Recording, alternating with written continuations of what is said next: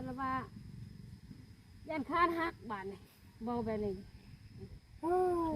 จบบริบูรณ์เลย จบ เฮ้ยน่ะมันโอ้ ไปรอเบิ่งอาหารเป็นได้ เกินเอาไปจิ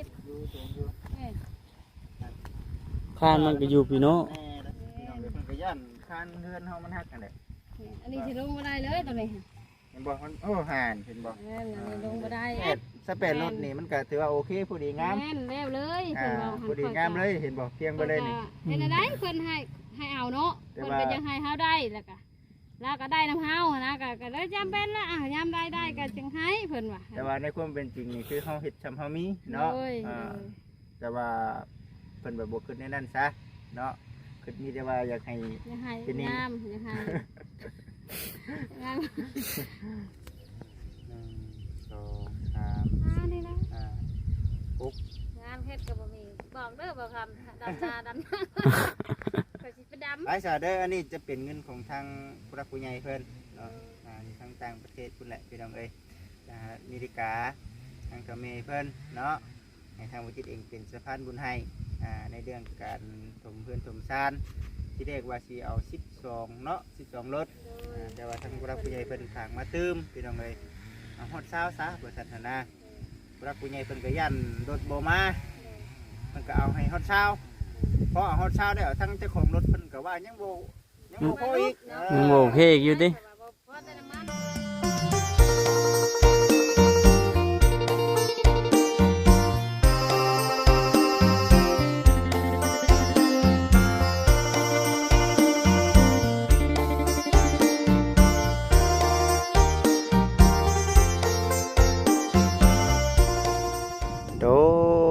โดยกับทักทายสบายดีกับสบายดีสวัสดีเด้อพ่อแม่พี่น้อง FC ทุกท่านพบพ่อกับเบาจิตคือเก่าอีกเด้อพี่น้องเด้อ เอาสบายดีพี่น้องเอ้ยเอาเนาะก่อนอื่นทางเบาจิตเองกับขอโทษขออภัยเนาะทางผู้รักผู้ใหญ่พี่น้องเอ้ยแล้วก็ทาง FC หลายเด้อเนาะที่ว่าเฮ็ดหน้าที่ของเจ้าของเนาะบ่เต็มมิตรเต็มหน่วยปานใดพี่น้องเอ้ยเป็นหยังคือว่าชั้นเนาะพี่น้องเนาะพอดีว่าทางบัจิตเองได้รับหน้าที่เป็นสะพานบุญให้กับทางผู้รักผู้ใหญ่เพิ่นทางผู้ใหญ่เพิ่นให้ทางบัจิตเองนะดำเนินการเรื่องดินเนาะถมเพื่อนถมชั้นของทางผู้ช่วยเนาะแต่ว่าเนื่องจากเวียกหน้าเนาะก็เลยมาบ่ทวงบ่ทันพี่น้องเอ้ยอันนี้ก็กราบขอโทษขออภัยนำหลายๆเนาะก็เลยบืนมื้อวานนี่บืนจนตั้งแต่เช้าๆเนาะจนค่ำพี่น้องเอ้ยมื้อวานนี่ก็ในที่สุดก็ถือว่าสำเร็จสิ้นทั้ง2ธงเนาะถือว่าหายห่วงแล้วล่ะในเรื่องเวียกให้กันนาพุ่นแหละถ้าจนกลัวก้าเหงามีน้ำดำพุ่นแหละก็คือซีโบยุดโดนปันไดแบบนี้นะพี่น้องเอ้ย บัดนี้ก็คือซีโอเคแล้วล่ะบัดนี้ก็ได้คือซีมาซุมืออยู่พี่น้องเอ้ยเนาะเอาจังไดก็จะเฝ้าเว้าจะเฝ้าว่าเด้อพี่น้องเด้อ เอาจังไดก็มีแต่ว่าซีเข้าไปถ่ายบรรยากาศก่อนป้าตัวโอ้เห็นแบบนี้จะเอาไปเฮือนน้องด้าเด้เนาะเฮือนน้องด้าก็มีงบคือกันในพี่น้องเนาะอยู่นำบัจิตนี่แหละในเรื่องการทำเพื่อนทำชานแต่ว่ามันไกลได้พี่น้องไกลกันขนาดทินเพิ่นกับทินทางนี้มันบ่คือกันบ่หรือว่าจังใดเนาะถ้าผลนี่ก็ได้ก็สีเข้าไป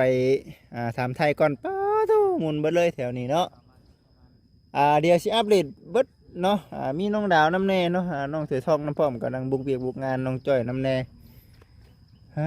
เด้อมาน้ำกันกับเบาคำ2 คนพี่น้องเอ้ยมานี่นะนี่ก็น้ำให้น้ำหน้าคือกันเนาะวันนี้ก็ถือว่าสะดวกสบายทางบัจิตเองนั่งเบิ่งหมู่ที่ได้ป่านนี้ก็ได้เนาะเอาสบายดีคำดื่มไม่กันสั้นจักว่าไปใส่ ถือมาเนาะ แม่นได้อยู่บ่ เป็นหนึ่งจับนี่ก่อนเป็น คันว่าบ่ได้เลย ได้อยู่ คันว่าบ่ได้เราบอกเด้อ ได้อยู่ ไปพี่น้องเอ้ยเนาะ โอ้เราทางดินเนาะ ว ว่าสิปุ๊บไปเลยได้ฮะว่าสิบ่มาหรอกบัดนี้ว่ะ บังดูฮู้จักอยู่เด้อบัด ให้เอ้ยคำให้ผู้ช่วยน่ะเป็นโทษเป็นหนี้เนาะ อืม ติดหนี้นะรถ ติดหนี้ยังน่ะ เขาดินเขาเอ้านี่เด้ เอาดินมาถมแต่ว่ายังบ่ทันจ่ายเงิน แม่นเงินอยู่นำบ่จิตเด้ เอ บ่ อ สิเอาเงินไปเลยแล้วว่ะ เนาะ เอาสบายดีสบายดี สวัสดี อยู่ทำไป2มื้อบ่มาใกล้จ้อย อืม แล้วแต่มื้อใดก็เอ้ย แต่มือจะเว้าทำบิดบ่ ตั้งแต่มื้อทำบินเลย โดย เมื่อวานนี้คือแล้ว วันนี้ก็แล้วเลยแล้วเพิ่นไปปรับน้องฮะทำห้วยนาให้ลูกแก้วเพิ่นมาปรับอีกแรงวันนี้ มื้อนี้เพิ่นบ่มาบ่มื้อ แล้วเนาะ ในเรื่องเงินเฮาได้เฮาสิจ่ายได้เลยให้เอ้ยป่ แม่ข่อยก็ได้ เอ ข่อยก็ อ ได้ให้เพิ่น หลังละเท่าไหร่ก็ 300,000 หลังละ3แสน แต่ตอนแรกยามฝนยามแรงนะเพิ่นว่าแบบนี้เพิ่นว่ายามแรงหา2,500ดันพร้อมเพิ่นว่าในยามฝนแล้วก็เจ้าก็เอาน้อยแน่ก็เลยไปขอ3,000เพิ่นว่า แม่นๆก็ ก็ค่อยก็ว่าโอเคเพิ่นทำผู้ใหญ่เพิ่นก็ว่าจามก็จามเนาะแล้วมันนี่หั่นมาถมมือถมมันจะเป็นว่ากินบ่เวียนเป็นน้ำเนาะ ทางนี้ค่ะก็โอ้ยลายได้น้ำแล้วบัดนี้ล่ะ ดูมองหันแล้วมันก็เลยบ่พอบาดมันยังเป็นน้ำอยู่คือเก่าแล้วเป็นเจ้าของรถแล้วว่าให้เจ้าเอาแล้วเลยเพิ่นว่า ไป ค่อยก็เลยเพิ่นว่าให้ค่อยเอาตื่มอีกเพิ่นว่า10รถเพิ่นว่าอันค่อยน่ะลุบได้เพิ่นว่าคันน่ะจะเอาแต่ชาวรถนี่นะ เอ้า เพิ่นว่าแบบนี้บาดว่ามาฮอดพี่แล้วเพิ่นให้เอา เอาตก นะ ลงมันตึกรถนี่ ค่อยในเช้าไป สเปดรถพวก สเปดรถ ไปกระชามสิทางนางหมาย ก็ต้องกระงบเอามันมีชาวหนึ่งบัดนี้เนาะ โอ้ยมันก็บ่เป็นหยังค่อยก็เว้าให้เพิ่นฟังข้างในแล้วว่า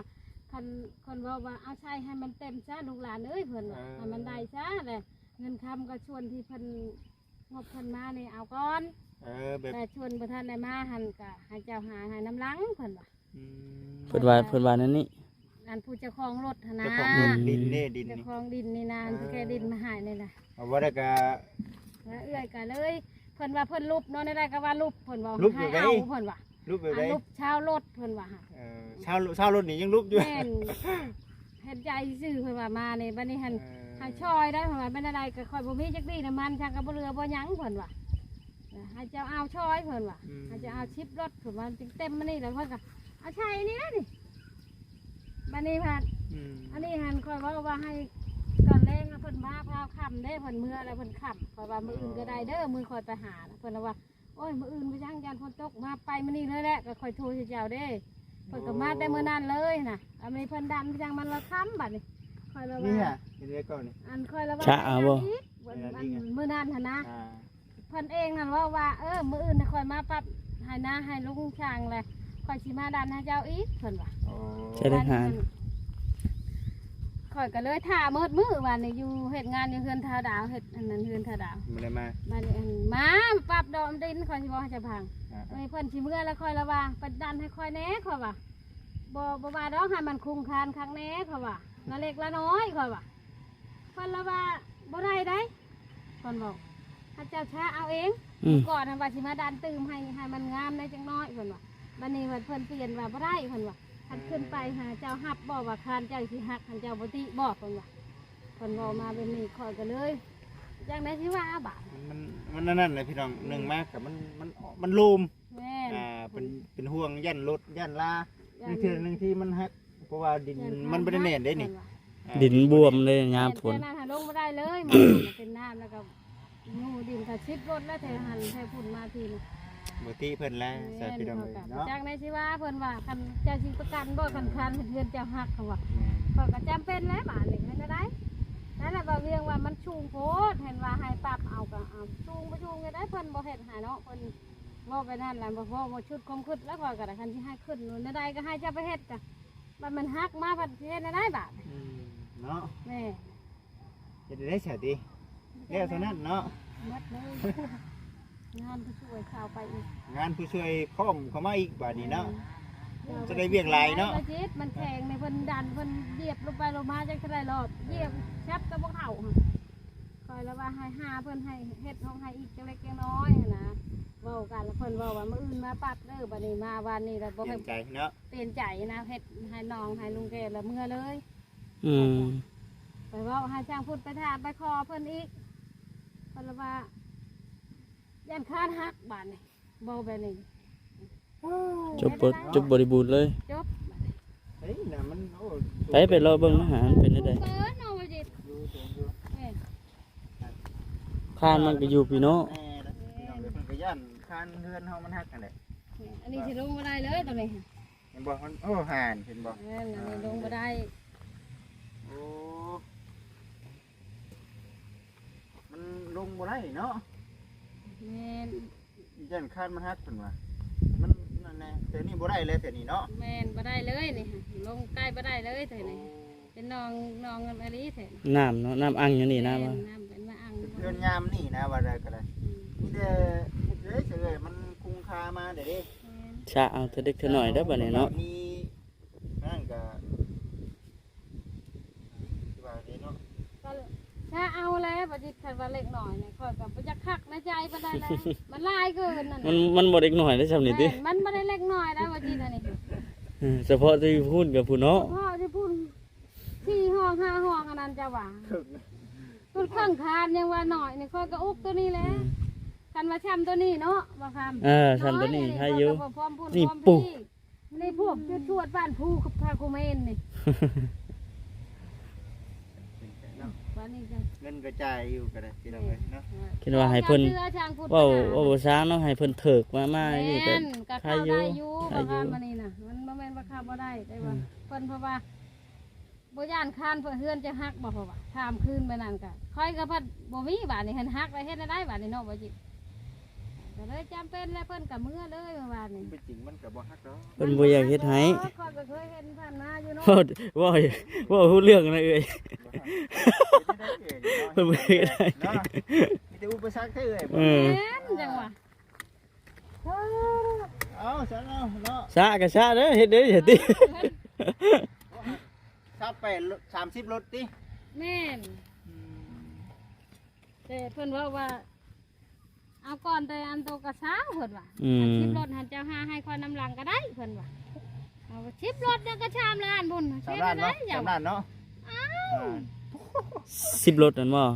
เอ้า มันเป็นแบบว่าเฮาเลือกบ่ได้ เนาะ คือยามนี่น่ะมีเฮือนเอื้อยเพิ่นคนเดียว เป็นจังฝนเนาะ เพิ่นก็เลย อ่า เอาชานเชนก็ค่อยก็เจ็บใจอยู่ท่านว่าให้ค่อยบ่ปานนี้หั่นนะ เฮ็ดให้จุบเจือเนาะให้มันเกลี้ยงก้อยจุบเจือเนาะ แม่น ขนาดเป็นเอาไปไว้ได้ดิ ขนาดเป็นเอาไปไหวได้นี่นะ อย่า มาฮอดแล้วเพิ่นว่าคุ้มให้เอาอีกชิปรถได้ป่ะ อย่าเยียดอีกบ่ กันเจ้าบ่เอาฮอดชิปรถหัน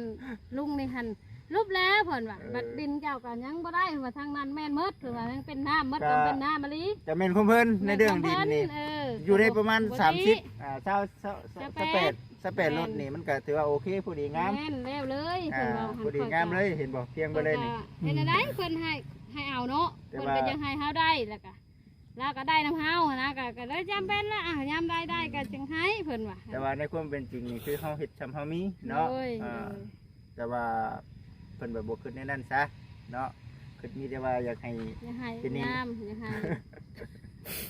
งาม โอ้ยเนาะ3ล้านโอ้ยเฮ็ดได้นี่เนาะ ชามล้าน เอา แพงเติบได้3ล้าน ไม่แล้ว คือสิหาเงิน3ล้านได้เด้ ชามล้านได้ปานนี้ก็ ทุ่มเบิดเลยแถวนี้เนาะ ก็ชามล้านได้ก็คือคือว่านะคันว่า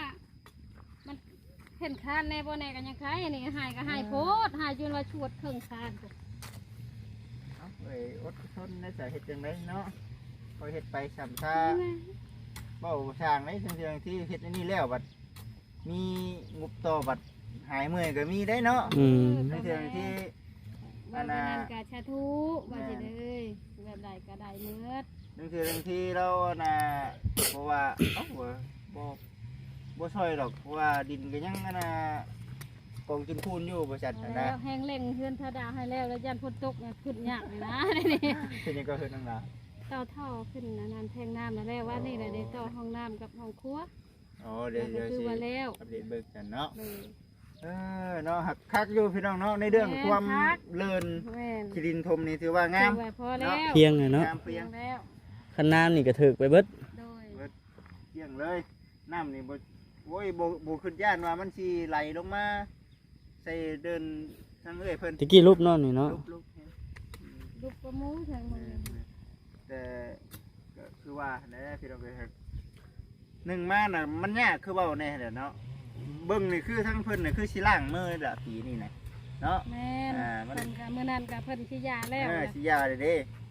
งูสุดท้ายบอลเพิ่นจกทางก็ได้ อืม แต่ก่อนไปหาแล้วเพิ่นก็เลยแบบไปให้เลยยันเพิ่นตกเพิ่นว่า แม่ ไปมื้อนั้นเลยเพราะว่ามื้ออื่นจังก็ได้เพราะว่าอันทาจิตเพิ่นกับวานข่าวแล้วเพราะว่าเพิ่นผู้บอลอันชายบุญอันเป็นสะพานบุญให้นะเพิ่นว่าบ่เพิ่นว่าคันว่าแล้วนั่นล่ะสิไปเฮ็ดให้ใจมานี่เลย ยันเพิ่นตกพาลงเพิ่นว่า บ่มีปัญหาดอก แต่ พี่น้อง มา เนาะ ก็จังชามโม2 โมงกว่า3 โมงเลยมาฮอดก็คือว่ามันไกลเนาะจกชัยก็ แต่เดียวติ แป๊บเดียวนึง มีปัญหาดอกพี่น้องเอ้ยโคเพียงมันแล้วมันทั่วเนาะเพียงแต่ว่าบ่ได้ถ่ายคลิปให้ครับอนาผู้รักผู้ใหญ่เพิ่นเบิ่งนั่นแหละทางส่งของบ่ติดเนาะแต่ก็บ่เป็นหยังเนาะถือว่าบัดนี้สำเร็จแล้วเอ้ยบัดนี้ก็ได้ถือว่าคันว่าเอ้ยเพิ่นมีอันน่ะบล็อกมีปูนมีสั่งก็คือ CFC คือสิเห็นบ่ทุกช็อตอยู่ดอกบัดนี้ เอาเนาะ แล้วเวียกกับสิพากันจัดการอันนี้แล้วก็ทางบุญไหว้วอนอยู่จะพาตกว่า เอาอดทนเลยเด้อเนาะ จังหยังนี่แล้ว สู้ๆเฮ็ดจะได้ซะเนาะมันเป็นเลยเด้มีแต่สะลงไปหันเนาะนี่เนาะตัวนั้นใครแน่ของน่ะเนาะ ทำนั้นเขาก็ยังลงใจแน่ว่า ค่อยเฮ็ดไป ชวนเชลล่อนะเนาะชวนเชลล่อสุกไป เนาะบอกค่ะจะว่าคือข่อย โอ้โหน่ะเสาบักสูงนึงกิลิตอยู่บัดนี้ทางนี้ เที่ยงได้แต่นี่ยังอยากเที่ยงได้อยู่เนาะ พอดีเพียงเลยเด้อนี่น่ะพอดีเพียงคานเลยตอน พอ นี้ ดีเพียงคาน โดย พอดีเพียงคานครึ่งคานเด้ ตัวนี้บ่ปู เฮ็ดจังได๋ซะเพิ่นว่าได้เด้เอ้ย ก็เพิ่นว่าคันที่เฮ็ดขึ้นนี่เจ้าหักประกันบ่ว่าคันจะบ่ฮักบ่เขาว่าโอ้ยข้อยก็บ่คำถามให้ตอบบ่ได้เนาะถ้าคำถามไปอย่างอื่นก็อยากขายได้ บ่สมสิฮักแท้เนาะเบิ่งเนาะ ถึงว่าสิฮักง่าย บ่ชมสิฮัก ก็ได้ มันตอบบ่ได้เด้เขาถามไปแล้วเนาะมันบ่มีนี่แหละถ่ายก็ได้ เอาได้เนาะเอ้ยเนาะเฮ็ดจังได๋ซะนี่เด้พี่น้องเอ้ยเนาะถ้ามากวดมาน่ะพอดีนะโอเค ขึ้นมาแล้วก็กวาดมานี่ก็พอดีแล้วก็เรือก็ชาเอาก็ได้คือเฮือนถ้วยทองมันยังเฮือนถ้าจ้อยถ้าหยังอะเนาะ แม่น ก็เคยเห็นชาเอาอยู่เขี่ยเอาอยู่ ก็บ่หลายปานนี้ว่าซั่นติ แหมนั่นนี่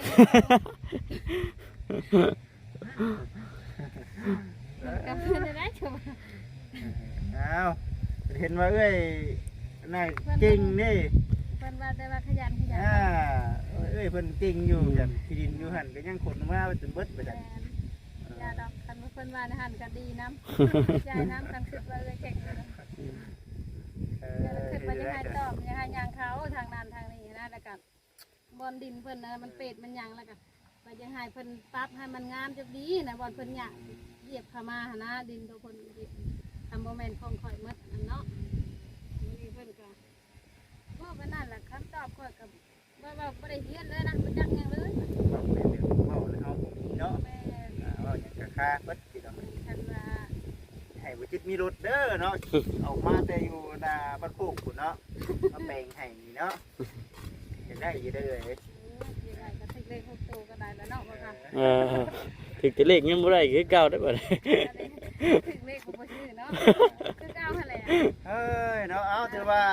ยาดอกเอ้ยมันบ่ได้ได้แสมีแต่เฮาสองเท่ากับมันอ้ายเพิ่นนั่นเด้อค่อยเฮ็ดไปเห็นแล้วจ้ะเนาะมันต้องในนั้นเด้เอ้ย เป็นแล้วจำเป็นแล้วเนาะ จำเป็น เป็นอะไร ตะกี้กั้นใจเนาะกั้นใจยันบ่มีดินถมอยู่วันนี้มีแล้วก็แจ้มันดอกเลยค่อยเฮ็ดไปนั่นคือที่เฮามีงบเฮ็ดหลังคาเฮาก็สิบ่คิดว่าอันน่ะตัวนี้เฮาบ่มีแบบนี้นะอันนี้ยังว่าเฮาค่อยเฮ็ดไปแล้วเชิงที่งบหลังคามีผัดว่าเฮาก็สิได้เฮ็ดเลยแบบนี้นะเอ้ยอยู่หันบ่ครับแจ้งอยู่บ่ แจ้งอยู่ เอาอยู่นี่แล้วบ่ แต่ว่าติดแล้วได้ก็ได้เมื่อได้เลยถ้าไปเก่าหัวหยาก็ไปได้มา สั่งฝึกเป็นเฮ็ดเวียกตัวทั้งนั้นเนาะแม่นบ่ โดยเป็นต่อทอกับบ่เวียงต่อดาว ก็บ่เวียงเอานั่นแหละพี่น้องเอ้ยเนาะอันนี้คือเว้าในความในใจของทั้งเอกคำเพิ่นหรือว่าผู้ช่วยเนาะแต่ก็ถามว่าได้ดินนี่โอ้ชุดแต่ดีใจเด้อพี่น้องเด้อเนาะชุดแต่ดีใจ ตำหนิเพิ่นแน่น้อยหนึงเนาะแต่ก็จักสิว่าตำหนิในใดเนาะนั่นเชิงที่ก็คันข่อยบ่มาก็บ่ได้เลยเจ้าหั่นบ่ได้เนาะคันข่อยบ่มาก็บ่ได้แล้วดินทมเพื่อนน่ะว่าซั่นแม่นกูเพิ่นอีกว่าซั่นติ เพิ่นอีกบาทนี่เนาะดีแล้วข่อยเอาขึ้นให้ซำนั้นเด้ออ้าวเนาะ จะได้ก็แม่ของเพิ่นเมื่อเนาะบ่มีทางเลือกเด้ ทางเดินเพิ่นก็เป็นห่วงหั่นแหละห่วงกันการทัก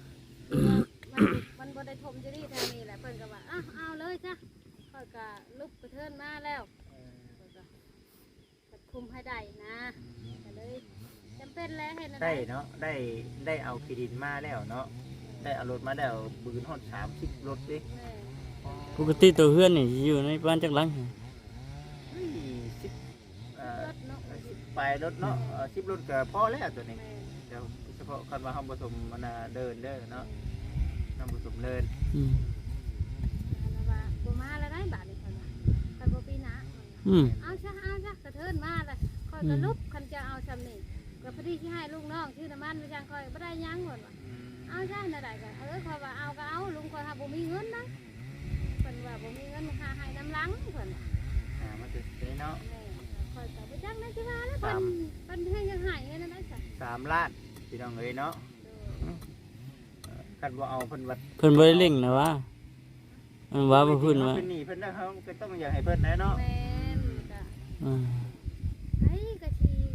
เป็นนี่แหละเพิ่นที่บ่มาถามเนาะก็มาถามนี่ค่ะแบบบัดนี้เฮาบ่มีก็จำเป็นหาให้แล้วเพิ่นถามแล้ว แต่ว่าได้ดินสมคักอยู่เด้อพี่น้องเด้อเนาะ ได้คักแล้วว่า แต่แล้วบ่ต้องจมว่าบ่มีดินบัดนี้ มาบ่แล้วก็น้ำก็สิบ่อังบัดนี้เพราะว่าชุ่มลื่นของพื้นที่ของลุงแก้วเนาะ แม่น น้ำไหลมามันก็สิไหลลงพุ้นตอนท่านโคมค่อยๆมดก็จัก น้ำโฮมได้โฮมมาเนาะ โดย มาซะมาเดี๋ยวสิเอาเงินให้ทางเอ้ยไปให้เพิ่นเนาะแม่นบ่บ่ได้จ่ายให้ทางเจ้าของรถเลยหรอกพี่น้องเอ้ย300,000เนาะแม่นบ่ หลังหนึงบ่ หลังนึง300,000คูณ20เนาะ โดย คูณ20ตกอยู่6ล้านกีบเด้อพี่น้องเด้อเนาะแม่นบ่เอ้ย ยังอีกส่วนที่เหลือยังอีก3ล้าน 6ล้าน 9 ล้าน 7ล้าน8ล้าน9ล้าน 9ล้าน สมดินกี่คน9ล้าน 9ล้าน มีแต่เฮามีก่อนหั่นแหละเฮาจังนั่นก็ได้เนาะ พุ่นแล้วหาได้พุ่นแล้วจังค่อยใส่ ญาติให้ว่าหาได้แล้วให้น้ำลัง คือเพิ่น เพิ่นงบผู้ใหญ่เพิ่นให้นี่คันให้ก่อนเพิ่นก็เลยจังได้เว้าแล้วเนาะเพิ่น 1 2 3 นี่นะ 4 5 งานเฮ็ดก็บ่มีบอกเด้อบ่คำดำนาก็สิไปดำ ลำนาติ แม่น พอได้ คร เงิ บ น หมดแล้วเนาะจังเฮ็ดได้เฮ็ดแล้วขอแค่เป็นเงิน ดำนาแข็งยังสิไปบ่เอ้ย แข่งจำได้ก็ได้นะว้าวเนาะ ขอเพียงมีเงินเนาะ ได้เงิน เอามีแต่ว่าหลังละ300,000เด้อพี่น้องเด้อเนาะบ่จิตมีงบเพียงแต่เซารถเนาะเอ้ยเนาะ โดย ซารถตกอยู่จำนวนเงินก็6ล้านกีบพี่น้องเอ้ยเนาะ6ล้านกีบก็โอ้หมื่นปลายพุ่นแน่เนาะนี่เนาะบ่หมื่น หมื่น เนาะ6ล้าน พันหนึ่ง6แสน 1,600,000 แสนเท่าไหร่แสน เซน4เซน3นี่แหละประมาณนี้แหละไปซะเด้ออันนี้จะเป็นเงินของทางผู้รักผู้ใหญ่เพิ่นเนาะนี่ทางต่างประเทศพุ่นแหละพี่น้องเอ้ยอเมริกาทางเขมรเพิ่นเนาะให้ทางวิจิตเองเป็นสะพานบุญให้ในเรื่องการถมเพื่อนถมซานที่เรียกว่าสิเอา12เนาะ12รถแต่ว่าทางผู้รักผู้ใหญ่เพิ่นขางมาตื้มพี่น้องเอ้ยเอาฮอดเช้าซะบ่ซั่นหั่นนะผู้รักผู้ใหญ่เพิ่นก็ยันรถบ่มาเพิ่นก็เอาให้ฮอดเช้าพอเอาฮอดเช้าแล้วทั้งเจ้าของรถเพิ่นก็ว่ายังบ่พออีก มันบ่โอเคอยู่ติ เพราะแต่น้ำมันเหรอวะผมมีให้ลูกน้องกูยังเหรอวะเอาซอยแน่ว่าชิดรถ ก็เลยไกลเกิน บาท เกินจากที่เฮาคุยกันกับทางผู้รักผู้ใหญ่เพิ่นพี่น้องเอ้ยมันก็เลยยัดเยียดให้เอาเบิด30รถเลยเนาะแต่ก็เอ้ยเพิ่นก็เป็นหนี้หาเงินคอยผ่อนเพิ่นไปบาทนี้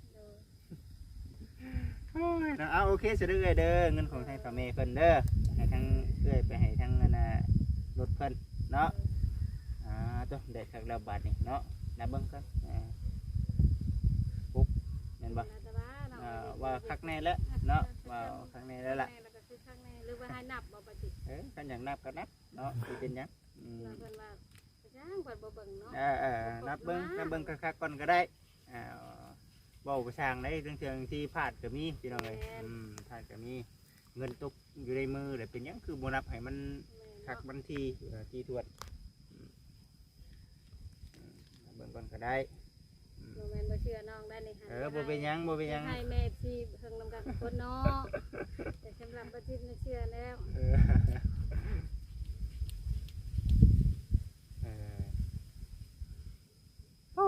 เป็นยังเนาะนั่งนับเงินอยู่แดดเนี่ยเป็นยังคือบ่ได้แดดอยู่นะว่าได้ก็ได้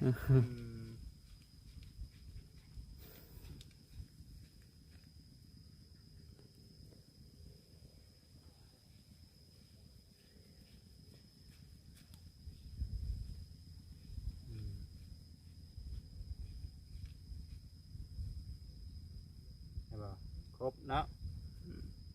นับเบิ่ง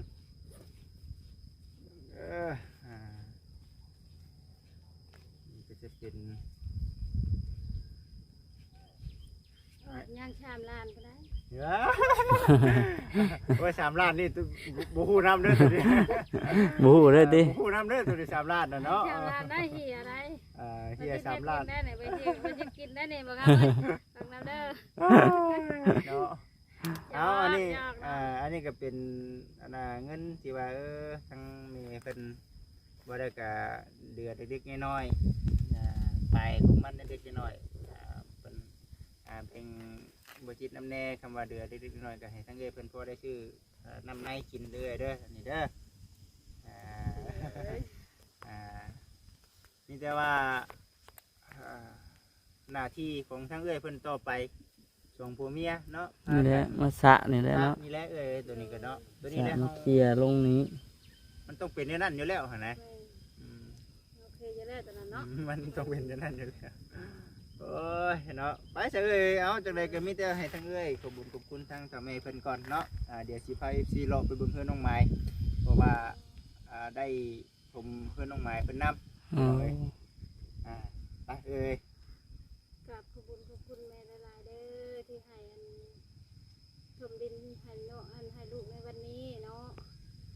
ขอให้แม่อยู่ดีมีแห้งคงจิตบ่ให้ได้คงไข่บ่ให้มีให้สุขภาพร่างกายแข็งแรงทำหน้าที่สิ่งใดก็ขอให้ราบรื่นในหน้าที่การงานคันให้ทานให้น้องลูกแล้วให้ไล่ขึ้นคือเก่าเด้อทานมื้อเช้าให้ไล่เข่ามือแรงว่าเงินคำแก้วให้ไล่มากคือน้ำแกงบ่ให้บกให้แห้งคือน้ำอยู่ทะเลเด้อเงินบาทไหลมาเงินดอลลาร์ไหลเข่าในกระเป๋าให้ล้นอ่างเด้อสุดท้ายนี้ก็ขอให้แม่แล้วก็อยู่ดีมีแห้ง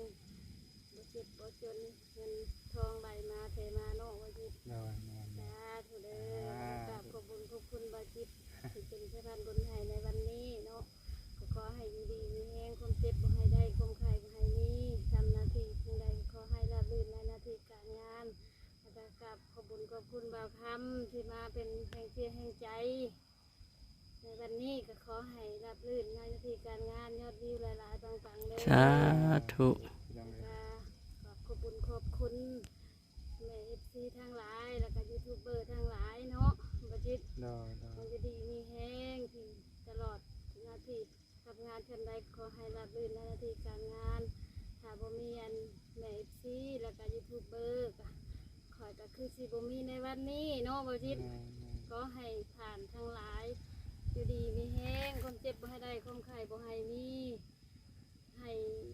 สุขกายสุขใจตลอดปีตลอดไปจะเป็นโฮมโพโฮมไซให้ลูกให้หลานโดนเด้อสาธุเนาะมันคือสิบุกอิ่มใจเนาะติดผักไปกระไดก็ขอโทษแล้วเนาะจิตมันดีใจนะเพราะยังบ่ถึกบ่จิเด้อเนาะได้บ่เชิญเพิ่นสิได้นามดังค่าคือน้องนุ่มเพิ่นเนาะโอ้ยจังหวะอันนี้ก็ยังนอนบ่หลับแล้วมือใดทำบิดโอ้ยขอบ อยบ่เคยได้จักเทื่อเนาะบ่เคยพายให้ช้ำนี่หั่นนะนอกจากพ่อกับแม่แล้วก็คือแม่อยู่อันต่างประเทศแล้วกับเอื้อยเนาะแล้วก็ คือว่าแหละ แม่นบ่เคยพ่อบ่เคยเห็นเนาะมันก็ตื่นเต้นแล้วเว้าบ่ถึกแล้วคันผิดพลาดไปจังใดก็ขอโทษขออภัยโอ้ยจะคำคือเว้าให้ค่อยขึ้นน้อยแท้ว่ะโอ้ผู้อื่นคือหลายอันก็บ่จักเนาะว่าจิมันแค้นมันอั้งมันดีใจมันเต็มหมดในใจเนี่ยนะ เอา แล้วก็ มีแต่นั่นแหละ โดย อันนี้ก็ย้อนผู้รักผู้ใหญ่ย้อนดิบซีเนาะเพิ่นเห็นความดูมันอดทนของทั้งแต่เฮาเนาะพ่อแม่ซี่ก็คือสิบ่มีในวันนี้เนาะ แม่น แล้วก็ให้เพิ่นที่ให้โอกาสได้มาเฮ็ดการเฮ็ดงานให้เพิ่นเห็นเนาะคันบ่มาคันเพิ่นบ่ให้โอกาสแล้วก็เพิ่นบ่ซอยชูนิ้วชงก็คือสิบ่เห็นแล้วก็ แม่มา คือว่าค่อยทุกข์ชำใดบ่มีชำใดเนาะว่าจิ โอ้ย เพิ่นให้ เนาะ เฮ็ดการเฮ็ดงานนํก็เพิ่นก็เห็นค่อยเฮ็ดไปก็บางคนก็ว่าบ่คักในใจเนาะบางคนก็ว่าคำติคำย่องมันไปนํกันนะ อย่าดอกอย่าดอกเนาะ แล้วก็ยินดีหมดทุกอย่างติก็ดีใจมันจะฮู้จักว่าโอ้ยค่อยเฮ็ดผิด โดย พันติได้นี่แบบนี้ได้เปลี่ยนนะ แม่นอยู่แม่นอยู่ เปลี่ยนอะไรกับชะมออยู่กับบ่จ้างแน่สิบาได้เนาะบ่จิต เป็นเอาสู้ๆเรื่อยๆเด้อต่อไปก็เฮ็ดเวียกทั้งเฮือนน้องดาวแล้วก็มาพี่ละคอยเฮ็ดไปนี่แหละ แม่น เฮ็ดจังได๋คือ แล้วก็กับช่างบุญโอ้ยช่างบุญเอ้ยฝนตกแน่นๆคักปานยังได้นี่ว่ะ คือทางเอ้ยว่าหั่นแหละให้หน้าตะกร้าก็บ่ได้เฮ็ดคือบ้านคือเมืองหมู่ แม่น มีแต่ว่าเฮามาคอยเฮ็ดคอยทำไป อันนี้แล้ว เรื่องเทื่อเรื่องที่มันแล้วมันทั่วไปอยู่ในส่วนนี้บัดมีหันมีหนีมาอีกก็ยังว่าสิได้นอนเฮือนชานน้ำแป้นแน่ นอนในบ้านในเมืองกันยัง แม่นยามนี่ยังทำหนึงแต่ยามฝนเข้ามานี่แห้งขี้ข้านฮอดไปนานั่น บ่จำเป็นบ่ แม่น ทานกับมันบ่ได้เนาะ เอ้าเนาะเว้าในเรื่องขี้ตมขี้พุ่งนี่แหละพี่น้องก็ยากครับหนทาง บ่ ก็ เว้าแล้วขี้ต้มขี้โพง แม่นไว้ซะเดี๋ยวสิไปเฮือนนั่นน่ะเบิ่งตัวหน้าเฮือนน้องไม้ก่อนเนาะ โดย เป็นจังไดพี่น้องเอ้ยเนาะไปเบิ่งก่อนโอ้ตะเกือบบ่อันนี้ก็โอ้ถมเบิดเด้อพี่น้องเด้อเนาะถมเบิดในเรื่องดินนี่ก็ถือว่าเข้ามามันเดือก็มาใส่แถวนี้แหละเฮ็ดได้ซะ ใช่แค่นี้แหละ เนาะเอาเฮือนน้องไม้พี่น้องเอ้ยโอ้อันนี้ดินของเขาเจ้าได้นี่เนาะโอ้หมุนเบิดเลยจะให้ปรับให้แต่งแต่ว่าบ่ได้เนาะเขาก็เจ้าก็ได้ละบ่เฮ็ดน้ำดอกบัดนี่ก็ได้เชียวปีนี้ได้เชียวพี่น้องเอ้ย ปีนี้ว่าฉันมาเบิ่งก่อนเด้อพี่น้องเด้อเฮือนน้องไม้นี่แหละคนรู้คนมันพี่น้องเอ้ยบ่อยู่เฮือนอยู่ชานหาเงินหาคำเด้นี่ก็ย่องเพิ่นอยู่น้องไม้ก็ได้เพราะว่าก็หาเลี้ยงปากเลี้ยงท้องได้คันบ่มีก็แม่น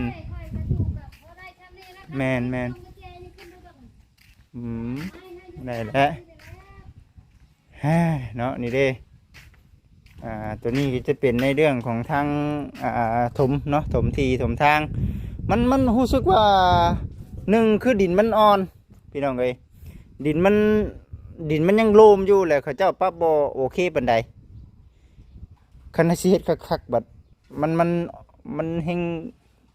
อันนั้นได้พี่น้องเอ้ยมีแต่ว่าน้องหมายเพิ่นมาเด้อเฮาเคลียร์ถมใส่เนาะเคลียร์ถมใส่นี่เด้ใกล้ได้เฮือนน้องจอยก็ได้แต่นะเฮาเคลียร์ไปทางนั้นว่าหนึ่งมารถเขาเจ้าไปบ่ได้ได้เนาะก็ถือว่าได้ถมคือสิไหลลงพุ่นแล้วพี่น้องเอ้ยเนาะไปซั่นเนาะคือสิประมาณนี้แหละพี่น้องเอ้ยก็มีหลายอย่างหลายแนวเนาะหลายอย่างหลายแนวที่เว้าจากันถือว่าโอ้ยเนาะมีแต่พี่ป้าประกันใดก็ขอโทษขออภัยนำไม่ได้เป็นกำลังใจให้ทั้งผู้ช่วยและก็สร้างพุทธสู้ๆเนาะเฮ็ดให้เร็วไวๆขอให้มีดินบล็อกน้ำมูก่อขึ้นก่อชานน้ำมูพี่น้องเอ้ยเห็นเฮือนชานนั่นเป็นของทั้งเอ้ยเพิ่นได้เนาะว่าเป็นใดว่าซั่นพี่น้องเอาภาวนาให้เพิ่นประสบผลสำเร็จหรือว่าความฝันเป็นจริงเด้อเนาะสิแบบใดก็ได้สำคัญหลักๆกับคุณและบ่พ่อว่าถึงก็ได้จ้ะในเรื่องนี้ให้มันเบิดก่อนมาสั่นเพิ่นก็ได้โอเคเด้อพี่น้องเด้อเนาะสบายดีขอบคุณเด้อแม่เด้อ